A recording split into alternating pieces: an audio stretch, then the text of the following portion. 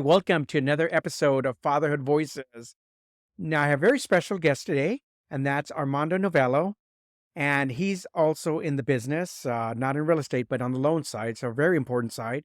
And just through conversations that we had, first started on social media, and then now it led to lunch, and then it eventually led to him coming and being on the show. He has an amazing story of his journey with fatherhood, not only as the struggles he went through as a child, but then also now stepping into fatherhood and raising his children. So, Armando, welcome. Yeah, man. Thanks for having me. I'm excited.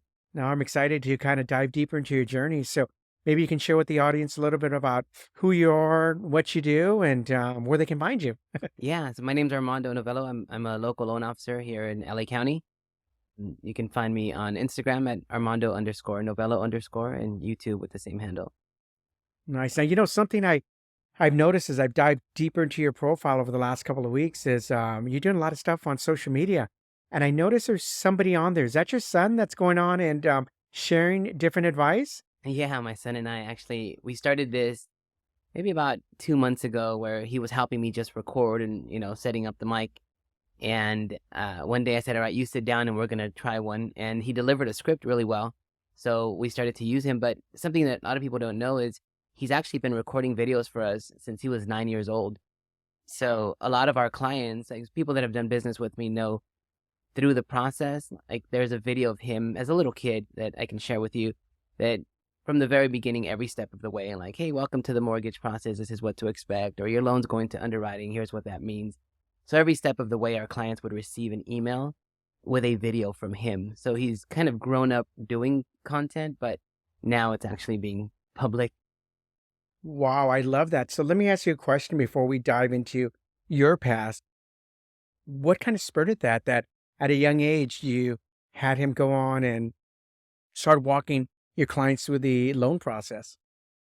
Once he was in school and there was a play, and the kid that was one of the leads in the play got sick that morning, and they gave him a shot, and he was able to deliver the lines like from the morning till the afternoon. So he's really good at remembering lines and kind of delivering them.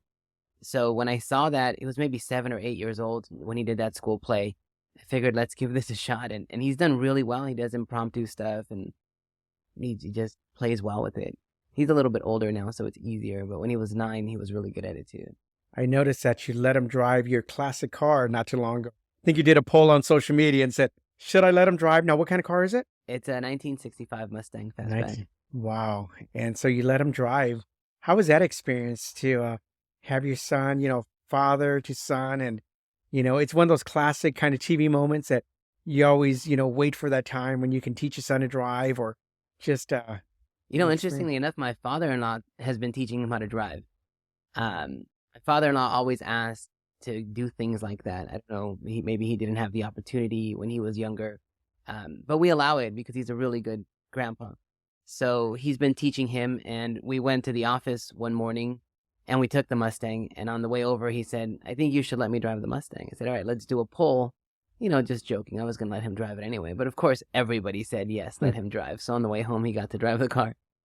That is so cool. So now let's dive into your past. So little Armando, growing up, how was life for you as a child, and how did your father show up or not show up in your life? Yeah. So for the first part of my life, my father was around, kind of around. He was relatively successful, but he was a womanizer, right? Like he would disappear for 2, 3 weeks at a time. We moved around a lot. I never really went to the same school for more than 1 year. And I remember always thinking when I was a kid, maybe like fifth grade, like every year I'm going to lose 2 or 3 friends because we're going to move or they're going to move. And it was interesting because my mom was really good at shielding who he was, right? So she always said, "Oh, he's out of town on business." But we knew that when he was out of town on business, she would cry and then we would end up moving somewhere new or some turbulence would come about. So I never really knew that was happening. I just knew that something was happening, but not exactly what. Like I said, my mom, in her mind, she didn't want us to have, or me at that point, my brother wasn't around then, she didn't want me to have the idea that my dad was who he was, right? So I always thought he was perfect, which is interesting. And when I was in fourth grade, it just happened to be that he decided his time with us was up, and he moved away. I didn't see him again since I was from the time I was 9 till the time I was 17, right before he passed away. And we knew he got sick, so my mom took us to see him, and I think maybe a month or two later is when he passed. So it was interesting because we were relatively successful, or he was at least, like, financially, and we lived a pretty good life. And then all of a sudden that ended, where we ended up like leaving the house we lived in, all our stuff. God knows what happened to it, like my bicycle, my clothes, and we just ended up staying with my with my grandmother and my grandparent and my grandfather for the rest of the time then. So it was kind of a shock to go from where you kind of have everything to we couldn't even afford to buy a pizza, and that's a story that I remember, like, wow, just once us wanting a pizza and my mom saying, I don't, the $5 for a Little Caesars pizza. So that was a big shock. And I think that led to a lot of the hangups I had with money that, most of us get. And my brother was very young at that point. So it also made me kind of grow up because my brother's 9 years younger than I am. So I ended up taking care of him a lot while my mom kind of got it together and went back to work and things like that. It was an interesting childhood, if you will. Let me ask you a question because I can relate to um, your mom shielding or protecting your dad from you guys as far as, this image, because I know my wife would always protect the image with my kids when I was out and wasn't present and maybe I was doing things I shouldn't be doing. Um, Looking back now, little Armando, do you think that hindered your growth or do you think that kind of made it easier? Because I struggle with, I've recently just had a conversation with someone about this. And is it okay for your mother or significant other to protect the identity or the kind of facade of the father, even though they're not showing up or being present? I've thought about this a lot through some of the work that I've done, and I think that it could go both ways. But I think for me is I would have almost preferred to know that my dad was not a good guy, right? Because in my opinion, or in my mind, he was perfect, right? So if dad is perfect and then all of a sudden dad leaves us, why are we not good enough for him to be with us, right? So it gave me those hangups. That's powerful. Yeah. That's powerful. So your message is little Armando to parents that are maybe going through this right now. Maybe they're shielding, the father who's not the best. It's probably to really sit with it because it may not be in the child's best interest. That would be my opinion, and I Yeah. could be wrong, but that's how I perceive it. And I think a lot of times people do that, right? Like there's two ways, and I've shared this before. Women can, in the society that we live in, they can either teach their kids to hate their father, and a lot of women certainly do, or they can do what my mother did, and they shield it. So I think there's got to be a median or some balance there, where it might be a little bit more healthy, if you will. So not having your dad in your life must have been hard. Yes. To me, when you're 9 years old, a lot of times your dad is your world, right? Like he's it. He's like he's it. He's everything. So having him all of a sudden just not be there. And then a few years later, of course, maybe I was 14 or 15, we actually learned that he had another family, he had another child. And I think that hang up just stayed with me because we were still struggling financially. So to know that somewhere someone is not struggling financially, where we're completely broke, I think that created a lot of the money hangups that I had for a big part of my life. Now, making a choice to not be in your father. Now, he didn't want to be in your lives, but did you ever kind of explore the opportunity of, well, I want to reach out to him or, and just get answers? Or did you just kind of just dismiss it as, So for a little while, maybe for like the first 6, 7 months, we were talking to him. He would call us Tuesdays at 3. And one day the call didn't come. and he moved to Mexico when he left. One day the call didn't come, and then the next week it came. It was just kind of sporadic, and then we just stopped hearing from him. And maybe I was a little bit younger than that, maybe like 12 years old. And my brother never really got to know our father at all. So when those calls stopped, I just kind of became angry, like I don't need him. I'm going to prove to him that I don't need him. And, a lot of things like that, the things that normal teenagers do, rebel. I'm healing from it, but I'm still very resentful to my mother, which is interesting, because everything she did was to try to make it better for us, but I didn't see it that way, and so that's something that I'm still kind of dealing with. Wow. And so you're angry, and did you have communication with your father's relatives, grandmother, grandfather, aunts, uncles? No, nobody. I Nobody. never met my grandfather, his Okay. side. One of our aunts that lives in Mexico still, now she kind of communicates with us through Facebook a little bit, but not really any sort of relationship. Okay, so it was just cold turkey from the time he left. There was no more communication. Correct. And did you participate in sports as a young child going into junior high school, into high school? No, we were really just kind of in survival mode. My mom worked really hard to, to kind of make it, and she did a great job, but we didn't really have like time or money to participate in any sports. Or so while my friends played baseball, I remember visiting one of my friends at a baseball game once, but we didn't really have the opportunity. I didn't. My brother, we got older, he did, but I didn't have any of those opportunities. It was more like kind of stay home because mom's working, trying to make ends meet, What area did you grow up in? I grew up in the East LA area. In East LA here. Yeah. Okay. Very familiar area. Wow. And what about now going into high schools? Your dad hasn't been a part of your life and missed out on a lot of opportunities. How does that show up for you? Well, I think in high school, where my hangups really shifted to were just like the financial, the lack in financial stability, because we were just barely making it, right? So I didn't have a lot of the opportunities that a lot of our friends had. At that point, when I went to high school, we moved to West Covina, but my mom she worked hard. She bought her first house, but she was just making it. So I didn't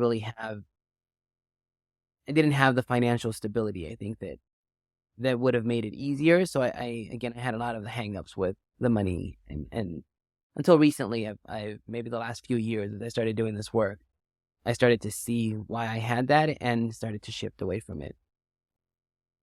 Now, how old were you when you became a father? 23. Okay, so you were young. Yeah, 20. Okay, so before I transition out of your past, are there any moments that you remember growing up that really stand out, that were just kind of shifted the dynamics of who you are, or just the direction your life was going to go in? Yeah, and I shared this on a different show that I was on, but very shortly after our father left us, we moved in with our grandparents, and behind there was like a 2-unit property. One of my uncles lived there with his kids, and one day we were just kind of teasing my cousin, who's a little bit younger than us, just a friend and I, just kids being kids. Sometimes you don't know what you're doing. And my uncle came to me, like very serious, said, "My kids will always be better than you because they have a mother and a father." So, and that just like, man, it was like a light switch, and my ego just really took a offense to it. And I think from there on, like, it was always my goal to be better than them, which is weird, right? But it was just a hang up that I had for a very long time. I'm going to be better than your kids, and better than you was always what I said. And it was mostly a financial thing. I think that's how I was taught. Like, I remember a story that I'll share with you. Once my dad left, and this happened a number of times, but I remember one in particular. He went on one of his business trips, and a couple weeks later, I remember him picking me up and taking me to the Montebello Mall. And in the Montebello Mall, there used to be a toy store, right? But the way my dad showed love was by buying us things. So I remember coming back and just having all these toys that he bought me. And it was weird because that's how he kind of apologized and showed that he was there for us, is just by spending money. So I always thought that the way that I prove to people that I'm better is by spending money. And even still today, like, I show love by buying things for people, which is really, I guess it's a hang up from the parents, right? Now, this uncle that created this, embedded this trauma in you as a young child, do you still speak to him? No, he passed away a few years ago. Yeah, and I don't blame him one bit, right? I think that people do what they believe is best, and in his mind, he was standing up for his kid, and I think that I wouldn't use the same words, but if someone was teasing one of my kids, I would want to defend them in some way and cause a little bit of hurt to whoever is causing hurt to my kids. Did you ever have the conversation with them as an adult, or kind of bring up that memory or that moment, or you just kind of left it buried in the past? No, I never brought it up, but I'll tell you what I did do, because my ego was out of control, is anytime I would buy something expensive, I would rub it in his face. I would go buy a new car and drive it straight to his house to show him. So yeah, I wouldn't do that today, but I did that more than once. So you're 23 years old and you become a father. How's life for you as a young father now, trying to maneuver how to now father? Well, I was relatively young. I was still in school when I was married. My wife and I got married very early, because that's what society tells us to do. So we got married very young. Still married to her. I love her. She was my best friend, love of my life. But we got married very early. We were both still in college. So we kind of completed college while we were married. My son was born maybe a month after my college graduation. So I was extremely, I was new, and I didn't really know what to do, but I kind of parented him the same way that I grew up being parented, right? I showed love with money and buying things, and it's crazy because my kids don't have those hangups. So when I buy them things, it's not a big deal to them, you know? And I've always thought, like, man, they don't appreciate these things. Like, I bought them a quad, like a little 4-wheeler, and they were like, oh, that's cool. And then they went back and kept doing what they were doing. I'm like, wait, like, I wish I would have had this when I was your age. So they don't have those same hangups because they don't have that same trauma that I had with the finances. And I've always tried to kind of embed what I thought would be the right way to live to them. And it's cool because now as they're getting older and they have their own personalities, and I'm not perfect by any means, so I'm sure that I've caused both of them some trauma that they'll be healing from someday. But it's interesting to see how they've kind of evolved so different than what I would have expected.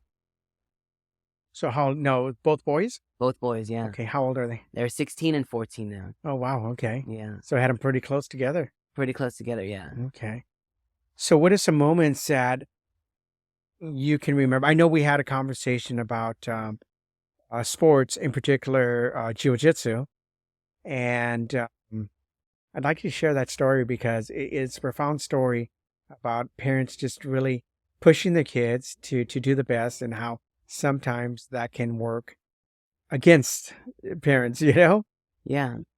Well, a couple of stories. My oldest, he played t-ball when he was maybe 4 years old, and he's a little nerdy, but he's got good athletic ability, which is interesting.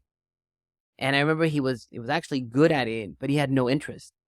So the ball would go by and he'd be kicking the dirt and just like look at the ball and be like, dude, what the hell? Go get the ball.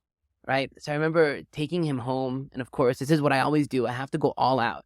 Right? So we went to Big Five and we bought like a bucket of balls and a tee, and I took him to the backyard. Like, all right, you're gonna hit this ball 100 times. Because that's what the coaches tell us, right? Like, Tiger Woods missed this shot and he goes and hits that ball 100 times. I'm thinking my 4-year-old is going to hit this ball 100 times. Wow. And I would be there like yelling at him, like, dude, hit it. And you got to do it. And come on, and try harder.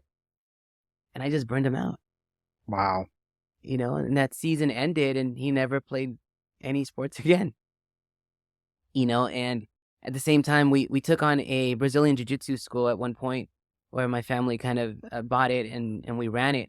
So both of them were really good at jiu-jitsu because they were training 3-4 hours a day. My little one specifically was he's still pretty good, but we burned them out as well. I mean, I did the private lessons for them. I had extra coaches. They were training with the little kids, the teenagers, and sometimes even the adults because I wanted them to be the best, right? And we'd go to a tournament. I remember one time we went to a tournament. I pushed my little one so much, he just started crying and he just froze. And then after that, it was just like they didn't want to compete anymore. So I think that a lot of parents do that, right? Like we want to live through our kids. Like I didn't have the opportunities, so you should be it. And it wasn't until recently where both of my little ones, well, my little one is now in sports, but I don't push him. I just let him be. My oldest, about a month ago, signed up for an MMA class, which I was super thrilled when he said, I want to sign up for an MMA class. So I took him to this class, and I walked in, and it is like the least competitive MMA class you can find, right? I don't know what he Googled or how he found it, one of his friends or something. But it is the least competitive. Like nobody there is winning any competitions or even entering competitions, but they're all having fun. So when I took him there, I sat there, my wife and I took him together, and we watched the first class. And I said, there's no way, like he needs to go to a real school.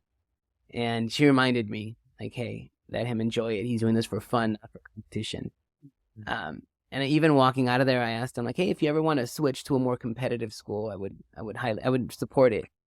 And he's been very happy there. He's been there a month and a half, and he's having a great time. So I see it now as he's going there as if he was going to play baseball or something, right? Where he's probably not going to compete, but he's just out there being active and having a good time. So that's something that I've healed from a little here and there, so I don't push them as much as I used to. So definitely, I want you to reinforce those key takeaways that you just shared, the ones that just resonate with you the most. So, and I'll start it off. Number one, just let your son just have fun and not push him. So that's important. So for parents out there because there's a lot of parents out there that are trying to live their dreams through their children and are pushing them to a point where the kids just walk away. So one was let them be, just let them have fun. If you can drive those key points again, just kind of recap them, because I think this is an important moment that other parents need to hear that are really pushing the kids, and it's just not fun anymore. Yeah, there's a saying that says your father is the only man that truly wants you to be better than he is, right? And I think sometimes in the world that we live in, like we take that to the extreme. And sometimes it's just about them having fun, right? Like neither one of my kids is going to be a professional baseball player, and that's okay. But I think me pushing them so much and wanting them to do so much better actually had the opposite effect. And we see that very often. Is that kind of what you were? Absolutely. Absolutely. No, powerful. Now, you pushing your kids, how did that impact your relationship with your wife? Was she like right there with you pushing, or was she kind of going the opposite direction? Like, hey, My wife is great. She's a very good wife. So she often just let me be, and I think today now, just because we both kind of healed a little bit from a lot of my issues, she's a little bit more vocal, and I appreciate it, because now she'll step in and say, hey, I don't think that's a good idea. And it was maybe because before I wasn't open to her feedback, and she probably felt like it was going to turn into a fight or a battle or something. But so I think that's how it was. It was before she would choose her battles and kind of let me be. You bring up a very powerful point, because there's a lot of women in relationships that haven't found their voice. And they avoid confrontation, so they just sit in silence. And even sometimes when fathers are really damaging their children. Now, this wasn't to the extreme, but when you reflect back on before you started your journey with, healing and so forth, is there anything she could have done to have kind of gotten you to back off from the kids a little bit? Or were you just in a point where it was better that she just lived in silence? Sadly, and I say this with all humility, is it was probably not, I was not in a place where I would have taken the feedback. Yeah. So let's dive into a little bit of your healing journey. So give us a little bit of a perspective on that. So Yeah. Well, there was a gentleman that you and I both know, Danny. He started to talk to me about part of his process and things that have helped him. And really cool thing is I knew him before and after his kind of starting with plant medicine. And I remember the first time my brother, we were in the office and he said, "Oh, I'm going to go try ayahuasca." And all I said to him was like, "You're stupid." And he just walked away, and then as I started to do some work with Danny, I got intrigued. And man, it was life-changing for me. Like all the things that you didn't want to see before, you were kind of forced to see, and it was great. And definitely, I by no means do I feel like I'm perfect. Like I definitely still need a lot of work, and I'm still healing. But I think seeing that for the first time and understanding that it's not all perfect the way you might think you are is the most amazing thing that anyone can experience. Now, you've sat with ayahuasca how many times? I've sat with ayahuasca 14 times. 14 times. Okay. And you're still on your journey towards healing. I am. So it's not just go drink the medicine and I'm healed. I wish it'd be nicer. So being that you've now became an avid student of the medicine on your journey to healing, how did your father show up for you in journey? Man. So I'll tell you, my very first journey was not with ayahuasca, it was with psilocybin. And during that journey, I remember I was so resentful towards him. And I was sitting in front of him, right? And I asked him, like, why wasn't I good enough? And I asked, why wasn't I good enough? And I can see him, and it was crazy. Like, I can see, like, if he's standing right in front of me. And he said, "No, it's not about you. What I've done has nothing to do with you. The mistakes that I've made have nothing to do." And man, I just cried an hour. And it was almost like I was able to forgive him in that instant. Like all the hate, the resentment, it just kind of went away. Isn't that crazy? And I think that's when, like, the first time that I actually reached out to his sister, who was, just like, "Hi, I hope you're doing okay," type of thing. But it opened up the communication, You sparked a memory here. So in that moment, you just felt like forgiveness was something you had to do. And he was still alive at the time? No, he Okay. passed away when I was 17. He'd passed away. Okay. So you saw him a month before he passed away? Correct. You and your brother, but you had more of the memory of him. Correct. What did that look like? Did you go to Mexico to see him or was he here? We went to Mexico to see him. He was, I think he had finished chemotherapy the night before. So when we went to see him, he was kind of lying in bed, not doing well. And it was very superficial, if you will. It was like, "We're here to see you." We kind of knew that he wasn't doing well, but it was very superficial, almost like, "Okay, cool. We came here to check it off the box." And, I appreciate my mom for sending us, But you didn't get any answers. You weren't able to have those deep conversations that...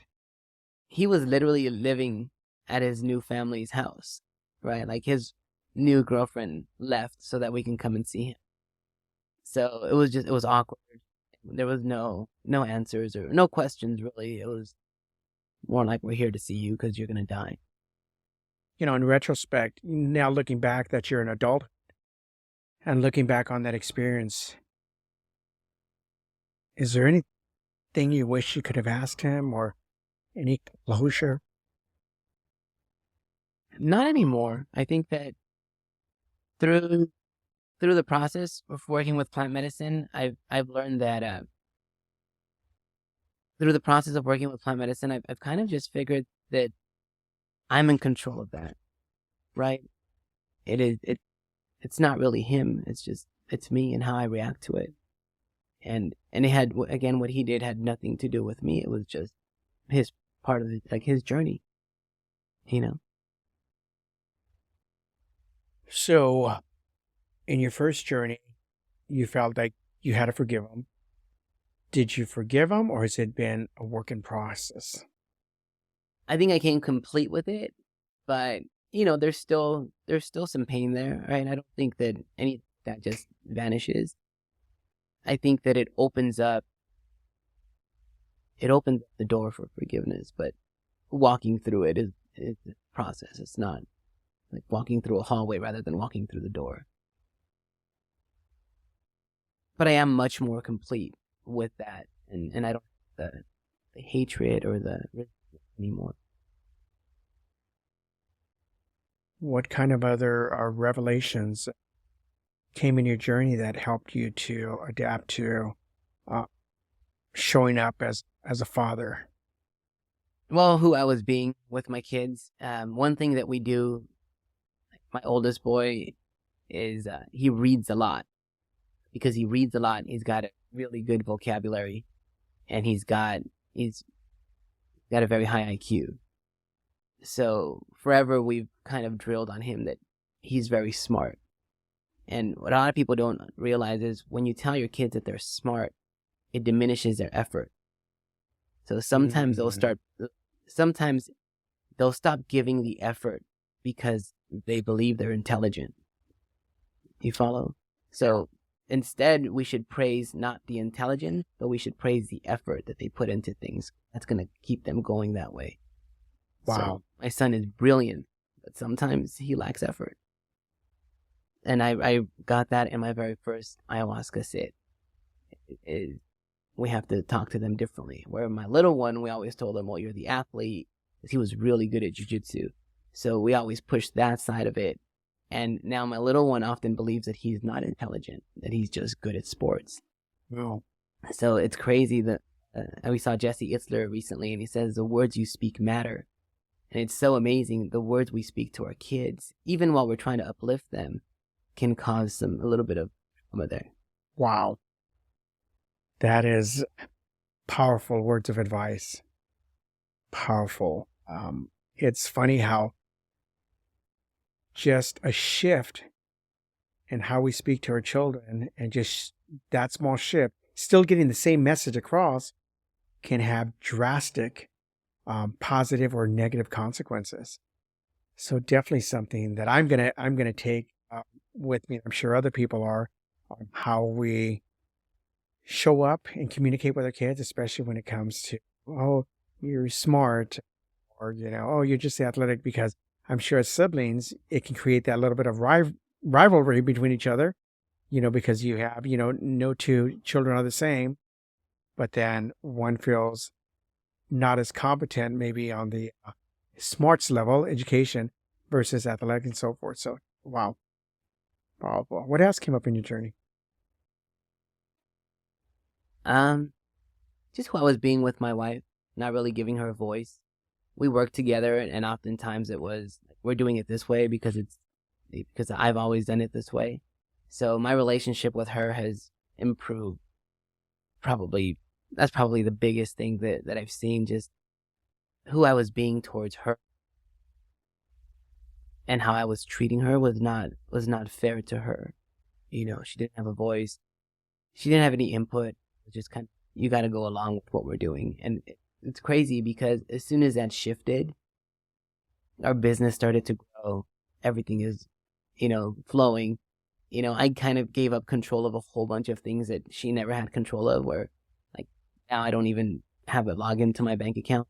She just kind of handles everything, but it works so much better because now I focus on what I'm supposed to be doing.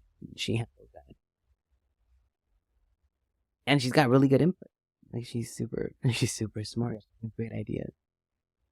It's funny what can happen when you finally release control and allow other people to step into their power. How a business can thrive, not only business, but how a family can thrive. Yeah. When it's the power of two versus one, just my way or the highway. But now we're seeking input, being okay to know our way may not be the only way or the right way. Yeah. I had a big hang up with financially, right? So for a long time, I had to have like the nicest car, have, an expensive watch. And for me, it was very important for people to see that. Just for a long time, that was what my life was about. And I think sometimes the coaches that we hire in our business play into that. People they put on stage and are the people that are driving the fancy cars or doing things like that. One of the coaches that I worked with would praise a gentleman who wore a watch that was $300,000. And it was crazy. Like, that was the goal, is I'm going to have that one day. I want more. And I think when that happens, it teaches us not to be content, right? If you're always chasing, you're never appreciating. So I think one of those biggest things from plant medicine was, look how great your life is. And you don't need all of those things to prove to anyone. Like, it's perfect already. I think does that answer your question? Absolutely, absolutely.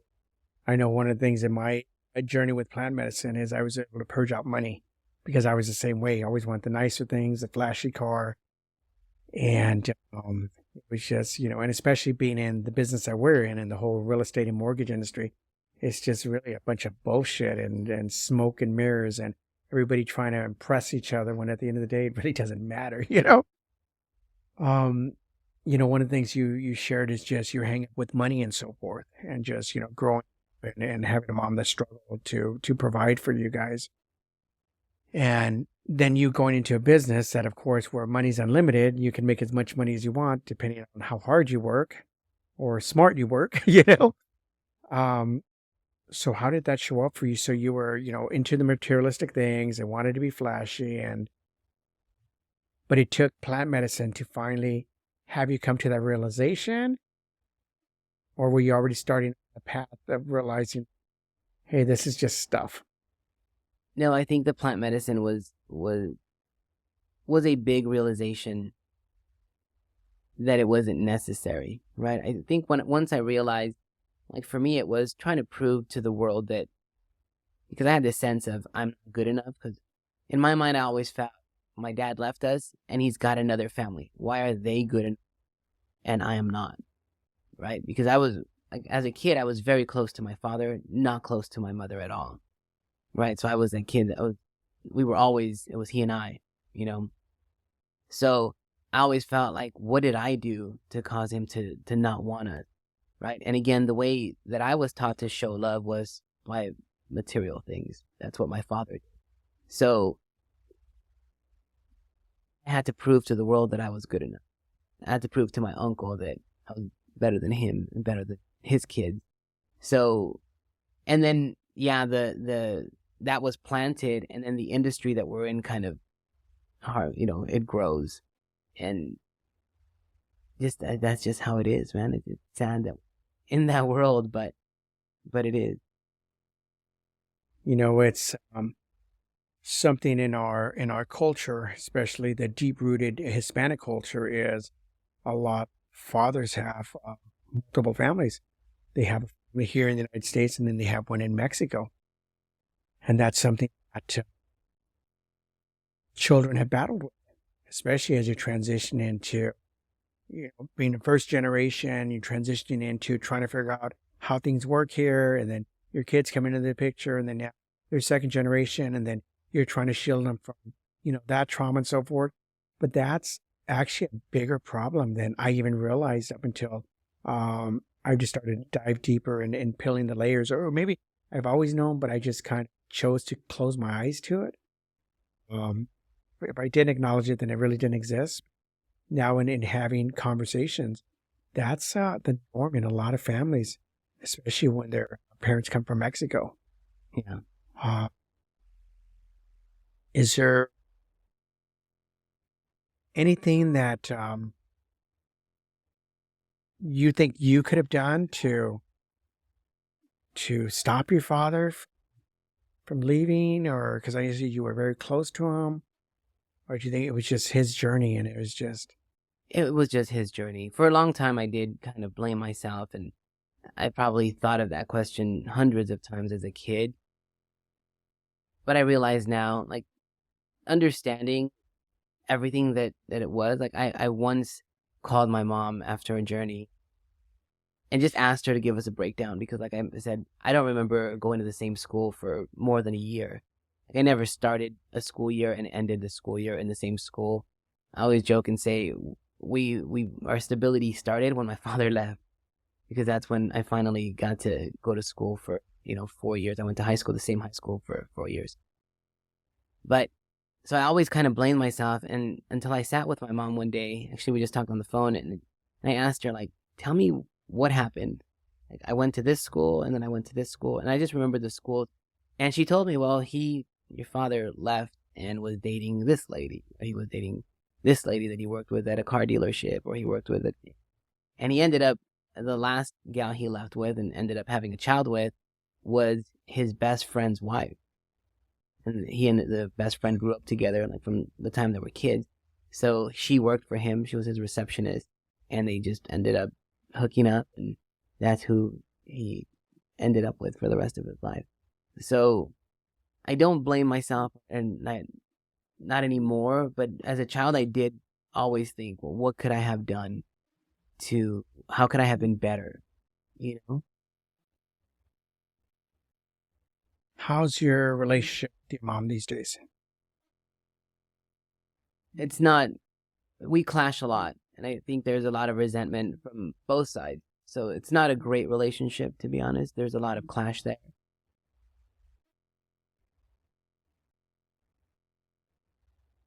She,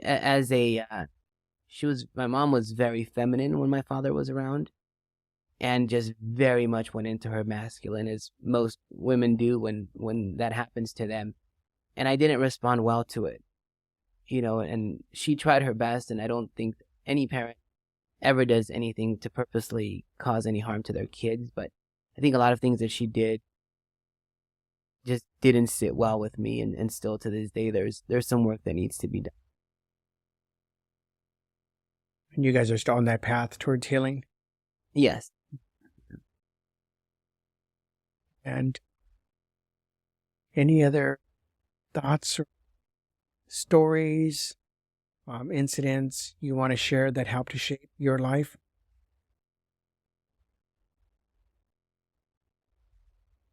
Is there anything that you'd like me to share?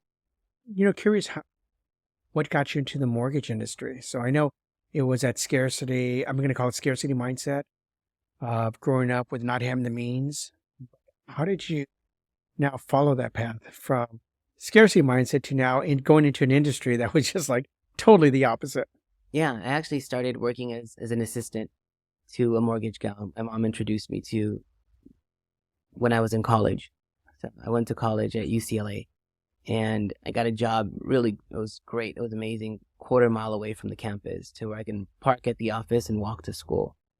So I worked there for a couple of years, and then I ended up going on my own, because primarily greed, right? I saw how much money she was making, and I said, forget this school thing, But it was exactly that. I worked in the mortgage business all through college. I actually bought my first house before I graduated college. And your clientele, tell me about your clients. What type of clients do you go after? Well, today it's a different market, right? So for a long time, my clients were the first-time buyers. They were a lot of immigrants, Spanish speakers. In the market that we're in, it's not extremely conducive, just because the incomes they haven't caught up to the prices and the monthly payments.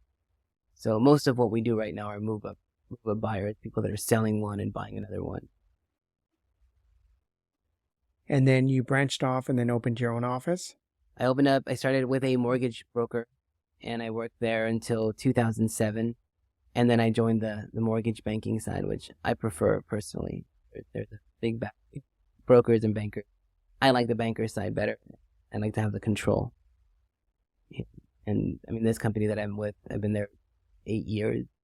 So yeah, it's pretty good. I like stability now, where before I was very unstable. And that's a thing too, like, for a long time.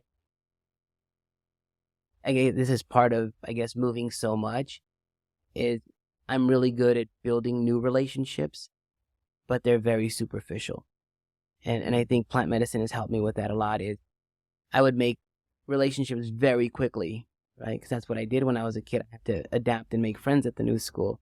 But then I would leave in 3-4 months. So those friends, whatever time it was, so those friends were no longer relevant. So I got really good at making very superficial relationships, but not great long-term relationships, if you will. And that kind of showed up in my business, because for a while I was almost switching companies every year. And yeah, it's weird, right? Like it all carries. So it's safe to say that from your upbringing, it will definitely show up into adulthood, and it shows up in everything that you do, not only personal, but also in business. Yeah, 100%. Wow. How's your relationship with your kids? It's much better today. I think now that I kind of accept them and we spend a lot of time together every day at 5:30. I have a standing meeting with my oldest son, and we hang out, and now he goes to his MMA class afterwards. My little one will with my oldest, we record every Saturday. So we go in and shoot some content, and he's my video guy, and now he's recording stuff himself too. So my oldest and I are very tight right now. My youngest is really busy he plays football, so he's gone pretty much all day. So I really try to make time for them as a priority, right? There's a gentleman that came to one of our masterminds that says, for most of us, our business gets the best of us and our family gets the rest of us. We have to switch that, where my family gets the best of me and my business gets the rest of me.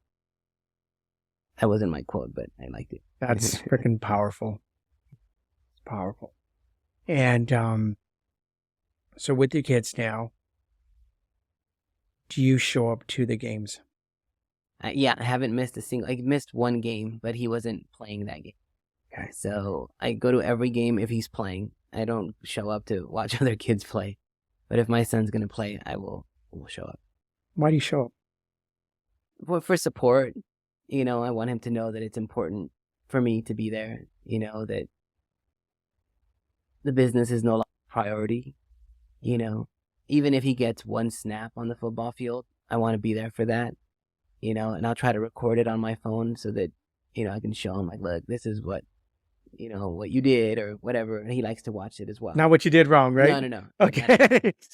And what's crazy is he has not had any errors, so it's not even, I think that if you're looking for something wrong, you're always going to find it. But if you're looking for it just being, then it just is. Right? Now, what's going to happen in that moment when you do catch an error? What are you going to do? I would just show the video to him and let him decide if it's an error. Right. Okay. There was one time when I think he ran the opposite way. And then when he came back, he said, oh, I didn't notice this guy was there and I ran the opposite way. But he said, I know what I did and I'm going to fix it. So it was, all I said was, all right, that's cool. But that's one thing that I never really did before. I never told them I was proud of them for a long time. And now no matter what they do, like, we are proud of them, right? Like, it's crazy, but even when they're not perfect, we're always proud of our kids. Do you show affection to your kids? Oh, yeah. I'm very, very much affectionate to both of them. Probably annoying to them now as they get older, right? You tell them you love them? I do, and I hug them every day, at least once. So yeah, my little one is more like, dude, go away. Oldest kind of just takes it, but yeah. Don't stop hugging. No, I'm not. Because once you do, then it's real hard to get that back. That the hard way from hugging and kissing on my girls and them pushing me away because it wasn't cool or their friends saw and trying to recapture. I was never able to recapture it back. So the one regret that I do have as a father is listening to them. Should have continued the affection whether they wanted it or not. So, well, no, thank you. This was a beautiful episode. And in being able to just share your struggles growing up with a dad, then without a dad, how impacted you, how you show for your children, and how life is, from this point forward. It's a journey. So it's a journey, absolutely. Thank you. Yeah, of course. Thanks for having me.